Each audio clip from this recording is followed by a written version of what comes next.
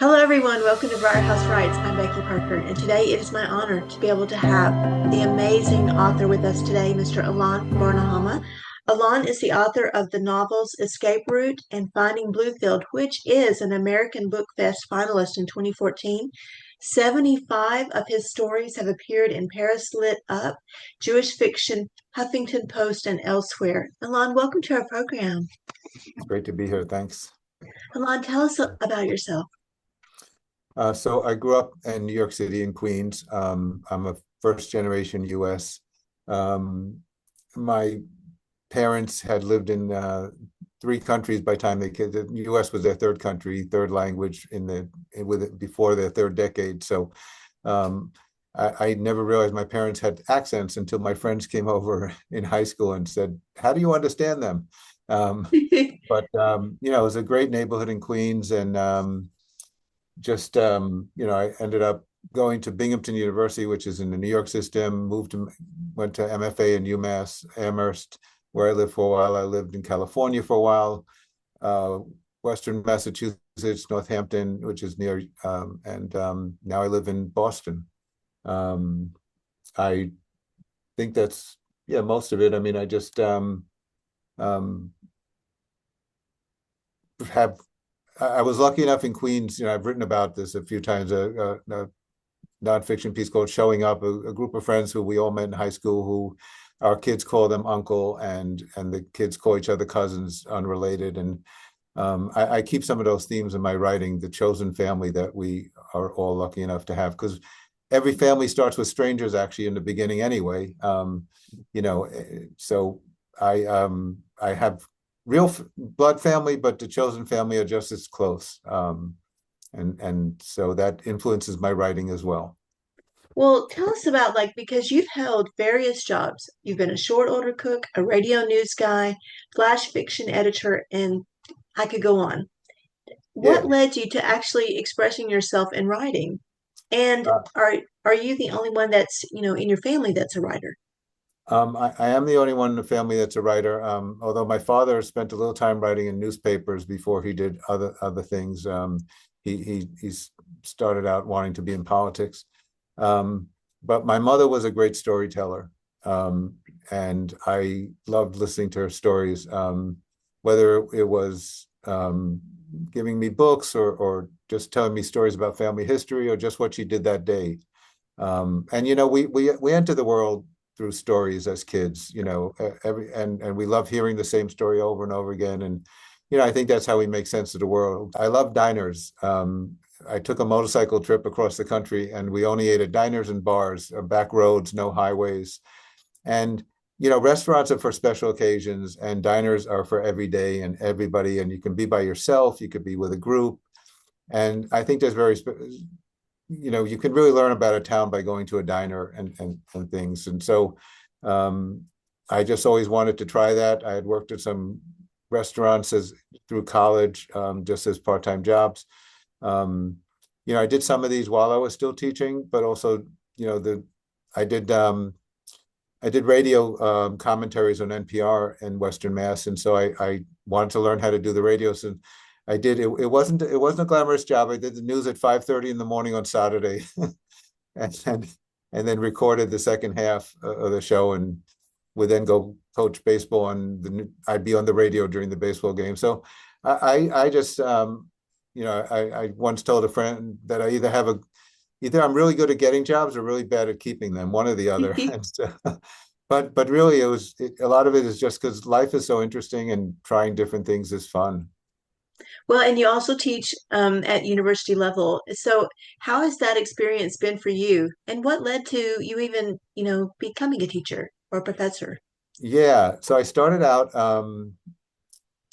doing different jobs, and really it was by chance. I heard one time we were at a lake in Western Mass, and someone was saying they were changing the high school certifications, and I thought I'd get a job as a substitute. That was, this is like out of college. What should you do next? A lot of us were working part-time and doing political work at the time, and so I signed up for that. I started teaching. The certification was going to double, so I figured I'd get in quickly. Taught high school, taught at-risk youth, and that was I learned more from that than probably any other job I've ever had, working with kids who are in gangs, kids who are in abusive homes, just a lot of different issues. And after a while, I just it basically burned out. And teaching college is easier than high school, um, but the, so I ended up going back to graduate school to get my MFA. I really enjoyed it, and I think one of the things I brought to that teaching is understanding so many of the other people in graduate school had such an easy time getting through school. They kind of didn't see that most of their students were not going to be academics their whole life, that wasn't the point, and I don't want to say they weren't nice to the students, but they didn't really give them a fair shot. And so, yeah, I started really enjoying that. And I taught at taught at UMass Amherst for a while, moved to California, and it's been lucky I've been able to move around and teach part-time, so it's been useful that way. What advice would you give to someone who is maybe thinking about pursuing a career at the college level? It's a great job, but and I've written a couple of essays about this a long ago, and it hasn't gotten better. The amount of adjuncts versus full-time faculty is, with all the tuitions going up, I don't know how to fix it, but there's too many adjuncts, so it's kind of a hard thing to break into. If you go to top universities and you do research, you can get tenure track jobs, but it's a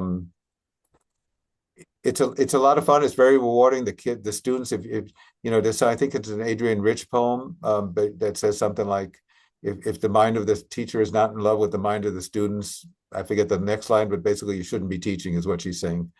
And it's something that always stuck with me from way back. So, you got to, even when I was getting certified to teach high school students, high school English, the faculty, the teacher came out and said, what are you teaching? And everyone was saying literature, writing, and said, no, you're teaching teenagers. And if you don't want to teach teenagers, you need to rethink why you're in this class. And so my advice is you should love teaching. It's a hard thing, but if you can make it work, it's really just a wonderful. You spend so much time with great kids, and there's always something new to learn from them.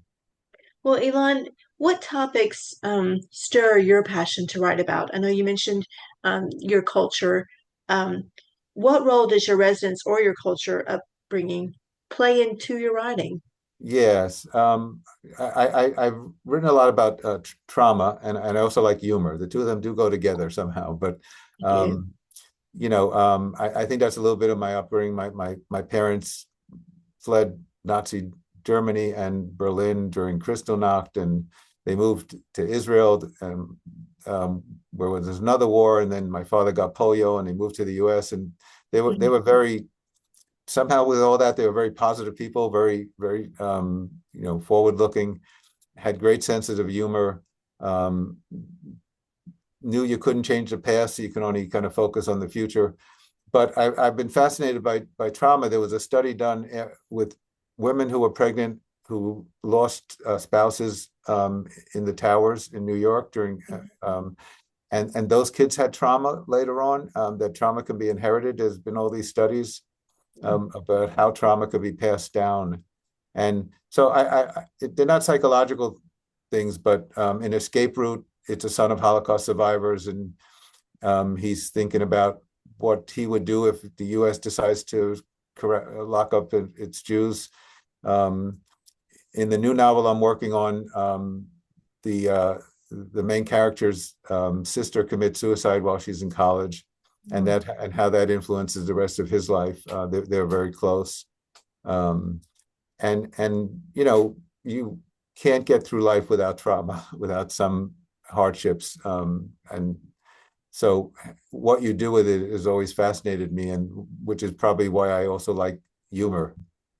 There's so much truth to humor, the same way there's truth to fiction, that you just learn from, and it just makes you more alive than just wanting to suffer. And in this especially rapidly changing world where mental health is really to the forefront, How do you find your peace?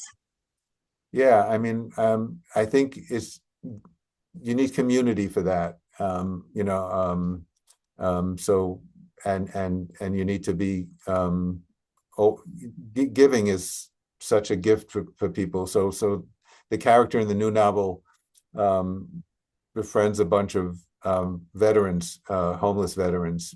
Those are two words that should really never go together, but they do, unfortunately. I do. And the suicide rates of veterans is so high. But um, you know, I just think suffering people know how to connect with other suffering people. But I do, so but you need community. You need a group. It doesn't have to be a large community, but community, again, back to chosen family and people who are there for each other and trust each other, who show up. When I worked with activist youth, we had kids who were suicidal, and you knew you couldn't be with them 24/7.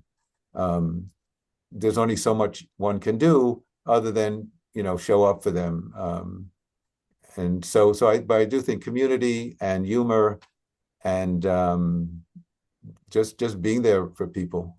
I'm Because sure. writing can be a very solitary practice. So, and especially during this season, at holidays can be really traumatic. Yeah. What advice would you give for that writer that does write solitarily? And how would you encourage them to get out and join a community?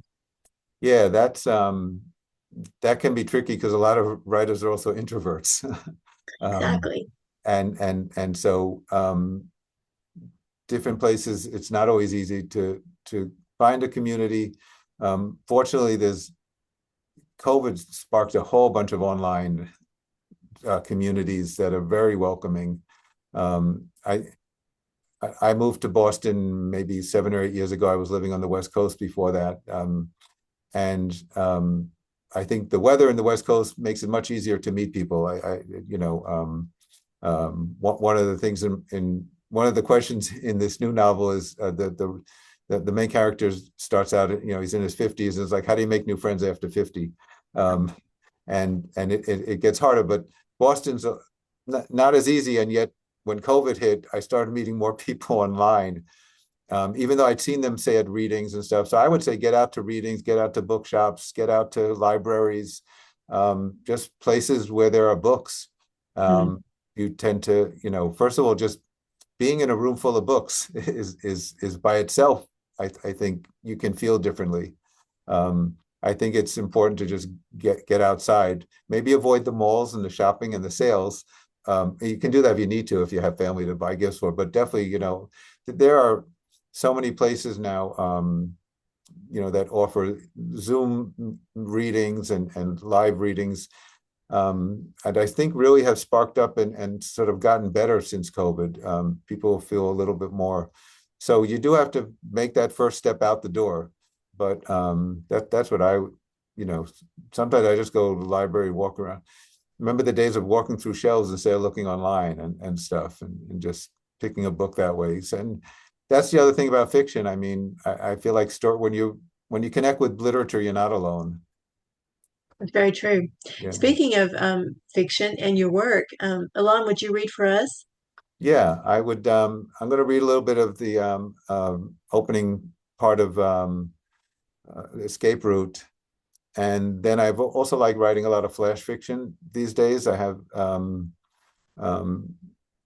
parts of the new novel. I actually get idea. I write a short piece in flash about a scene that might happen, and then I can expand on that. I think flash fiction is really, I mean, that's been a movement for the last 15 years. But so I have a short piece right after that just to read. So I'll start with the first chapter is called "The Times They Are Changing." This is 1968. Revolution is in the air, Ali said, and it smells good. She was leaning against my bedroom door the night before my bar mitzvah. I was in my room practicing for the service, and it was Ali's first visit since she left for Columbia.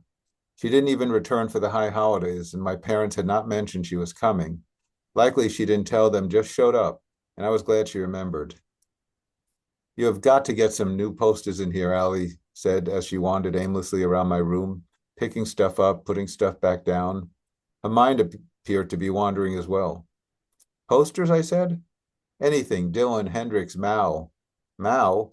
I reached for my t-shirt on the floor and slipped it on as I stuffed the Crying of Lot 49 under my mattress so Allie wouldn't quiz me about it. It was her copy and I had borrowed it from her shelves, and even though I hardly understood a thing I was reading, it was the best damn thing I'd ever read. Not Che, Allie said. Jim Morrison. Why not Che, I asked. How about Seaver? You're funny, she said. You were always funny. I wasn't trying to be funny. I didn't even know what was funny. What is this crap you're listening to, Zach? She sat next to me, her brown hair woven into a braid, reached all the way down to my mattress, and at that moment I noticed she was pretty. Jonah, my neighbor and my best friend since like always, had gotten a giant crush on her, which he insisted on telling me about in great detail, no matter how many times I told him I preferred he keep his creepy thoughts about my sister to himself. You have got to change the station, Allie said. Change it to what? I asked. Zach, she said abruptly. I waited for her to continue, but she didn't say a thing. It was like she had a point that she kept losing. Zach, she said again. This time she looked at me. You're becoming a man tomorrow, so you may as well grow up. Okay.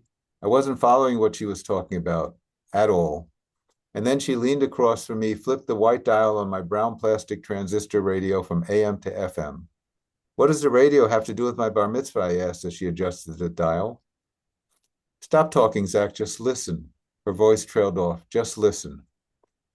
She found a station. The DJ, Paul Jacobs, was talking calmly. He read from a list of meetings and gatherings and happenings around New York, mentioning places I'd never been to and causes I'd never heard of. Then Jacobs put on a radio and dropped the needle on Dylan. My mind exploded as it tried to wrap itself around ideas used as maps. Each line cried out with consequence as I raced to keep up with every word. Lies and jealousy and mutiny and equality. Dylan spoke those words like they were wedding vows and with a greater understanding than I could gather. When the song ended, I was feeling much younger than before Allie walked into my room. Was Dylan right? Was my bar mitzvah just a trick to get me to think I had a tribe to protect? The ritual had been set into motion centuries earlier, and the next morning I would step onto the bima and recite a prescribed sequence of words from ancient texts.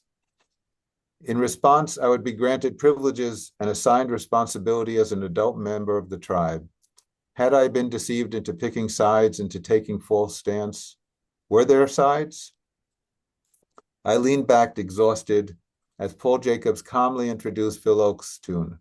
I had never heard of Phil Oakes. There was so much more happening here with so much less noise than the AM station Allie had muted. I was wondering how I did not know this other world had been there inside my radio all along.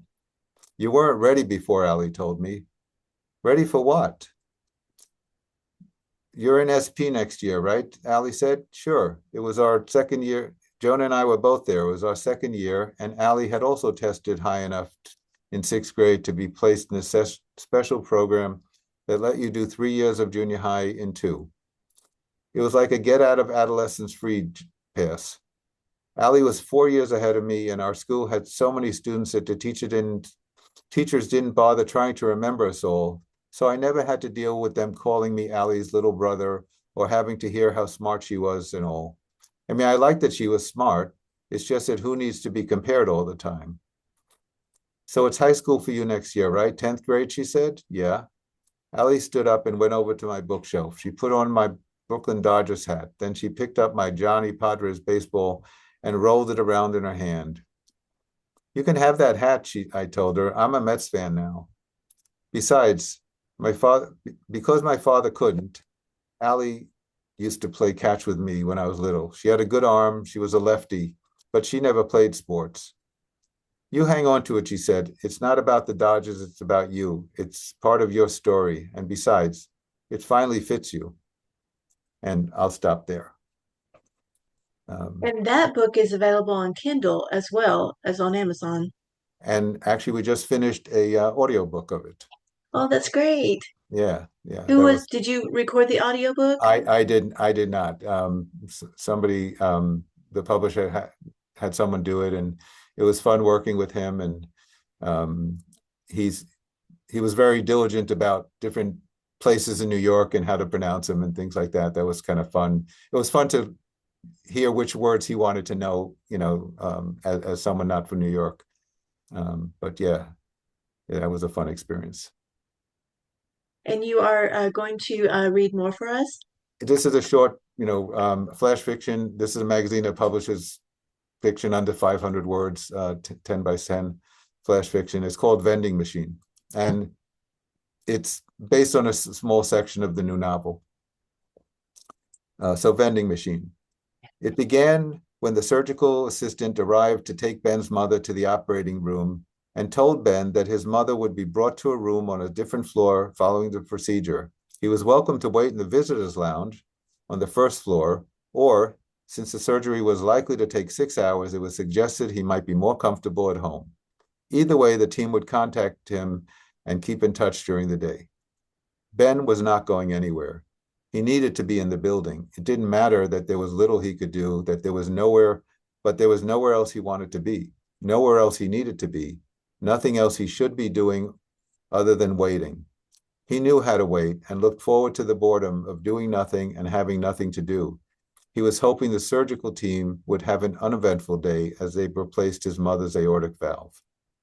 When Ben entered the surgical waiting room, he didn't look at the faces the way he didn't look at faces on the subway or waiting to board a plane. He knew instantly that there was no chance of him sitting still, so he turned and left. Back in the lobby, he followed signs to the cafeteria where noisy tables held animated staff, keeping the necessary detachment before returning to the tragedies awaiting them during the remainder of their shifts. Ben slipped on some headphones to block out the noise and returned to wandering. After opening a stairway door, Ben promptly ran up the 6 flights, his footsteps echoing in the narrow stairwell. It felt good to move, to raise his heart rate, to use his breath. He let gravity aid his way down and then repeated the climb and descent 5 more times. He checked his phone for updates, and there weren't any. He found a coffee counter, and got his usual small black coffee and gulped half of it before taking it with him through the hallways. Finding signs to imaging, urology, orthopedics, pain center, obstetrics, and gynecology, and eventually to the emergency room, where the waiting area was full. He made his way to the wall lined with vending machines. He didn't know how long he'd been staring at the choices when a young child slipped in front of him, got a bag of chips, and was gone. Ben, still unable to make a choice, considered randomly punching the numbers on the keypad. But what if he made a mistake? What if he chose the wrong snack? What if the surgeons made the wrong choice? What if his mother didn't make it? Ben slipped 2 singles into the vending machine and felt his phone vibrate in his pocket. That's it. That really is a cliffhanger. It's a fun of flash fiction. That's another thing I do some writing workshops on flash fiction. Actually, we'll be teaching for Hugo House, which is in Seattle, online starting in January, some flash fiction courses, and those are fun to teach because people can actually write drafts within a session within it. So and it's always interesting how many people will end up writing similar things who don't even know each other with a prompt. So. Well, do you have like when you are writing, do you have like a set writing process that you do every day, or what is your process? One of the things one of my other jobs is I wrote for the president of Wesleyan University, and that changed my writing process because sometimes you had like an hour to get some, if you work for a school, there are things are coming up, a speech, a meeting, but then there's something that happened that day and you have like 45 minutes to get a draft done. So, I did this a long time ago. And so the roundabout answer to what you're asking is I can when I face a blank page, I start right away. I don't need, when I was younger, I needed more of a ritual to get started. You have to move things around. You have to clean something. I don't know. But I guess I value that time. So I pick up one section of the book. I don't write chronologically. So I'll just pick something and work on a scene. And then, or I've been working on something, I just keep expanding on it. I'm a firm believer in something Annie Lamott calls shitty first drafts. Uh, that's her book Bird by Bird, which is a book on writing, and you know, just getting the words out. So, you know, I've just hit the blank page running is I guess would be my technique these days. Some of it's useless, you know, but you know, I think like anything else, like stretching before you do exercise, all the stretching is good, even if you don't have a great workout. Hmm. Um, Just you keep doing it. yeah, and something will happen, you know. What about when you are in the middle of writing your novel? How do you know when you're actually completed with that Mm. character? You know, like there's no more adventures this character can take, or when is it time to let that character just stay in Yeah, a story? no, that's a great question. I mean, because I don't I think when you finally there's a point where each novel I wrote, I finally figured out the ending. Um, Joseph Heller said that he wrote the beginning and the end of Catch 22 first, and then he filled out the 250 page or whatever between it, you know. And but when I finally figured out the ending to Escape Route, I was sure that was the ending, but it took a while because you know that you reach a point where you're creating the character, and then you reach a point where the character is creating the next thing because it should feel like the only thing they could do next. Right. And so yeah, it took quite a few drafts and quite a few missteps and scenes that never made it into the book. And then when I thought of ending the book, it ends on Kent State, and to me that was like the end of the '60s when Kent State happened. Even though it kept going for a while, but Kent State and then Jackson State at the same time, and you know, after all the assassinations and all that. But so yeah, when I found that ending, it felt like okay, now I can go back and move it toward the ending.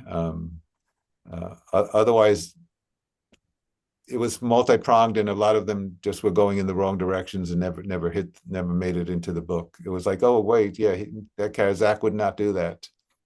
Do any of your characters, when you are writing, do you ever kind of make in the back of your mind to say, "Hey, I think their storyline could be a sequel for another story, a continuation Um, kind of thing"? not so much. I mean, the story, I have similar themes that come in. I mean, there's running in every one of my books. In Finding Bluefield, Barbara's a runner, and in Zach takes up some running. In fact, that's how he ends up trying to plot escape routes as he starts to run along the neighborhood in Queens, and Ben took up running after sitting Shiva for after his sister died, and the book actually starts where he's actually running the Boston Marathon in 2013 when the bombs go off. He finishes about an hour before the bombs. So again, trauma and all, you know, he was teaching high school during 9/11. But so I think those things carry on more than the actual characters. Um, a lot of stuff takes place in Queens, in New York and Manhattan. I've lived more of my life outside New York, but I feel like I am a New Yorker at heart, and I still go there a lot. But yeah, Well, and it sounds like that people, when they read your novels and your stories, will want to do their own research and maybe go visit some of those places and see for themselves, kind of like like, oh wow, this may have taken place here, or look at that. Well, Elan, tell us where can we find your current work? Like, do you have a website? I do have a website, elanbarnehama.com. Not an easy name to remember how to spell, but um, uh, you know, all my books. I've had a couple of anthologies. I edited a book that was actually a very interesting book. It was women around the world who had Uganda and different places who had really broken the mold in their countries. And I had met this woman from Vietnam who asked me to help edit it, and it was just a fascinating story. So all the books are on Amazon. So if you start with Escape Route, you can on Amazon you'll find all the links to it. And if anybody wants to take flash fiction, Hugo House in Seattle, I'm on their website teaching a 6-week course on writing flash fiction in January. That is awesome. And also go on YouTube because Elon has YouTube videos there as well. That's right. Yeah, thank you for that. I'm not my best publicist. I think it's so cool. And it must be very difficult to try to publicize your own work because it's really good, but then trying to pitch it, that would be a hard thing for some, especially writers who are introverted. It, That may, it, it is hard, and you know, and even it's I've worked with some nice presses and who have been very supportive, but there's a lot of noise out there, and it's hard to break through. But it's worth it regardless. well, thank you so much for taking the time to spend with us at Briar House Writes. I look forward to your next novel.